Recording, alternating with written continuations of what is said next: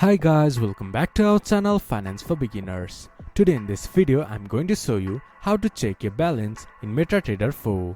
To do so, follow some simple steps with me. First of all, open your MetaTrader 4 application. Then this type of interface will appear in your screen. Make sure that you are logged into your account. From the bottom of the screen, you can see a terminal.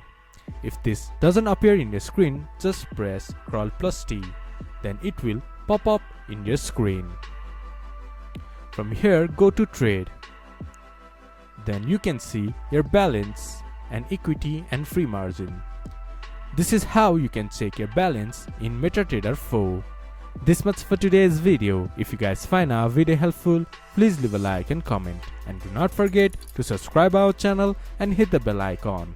I'll see you guys again in our next video. Thank you for watching.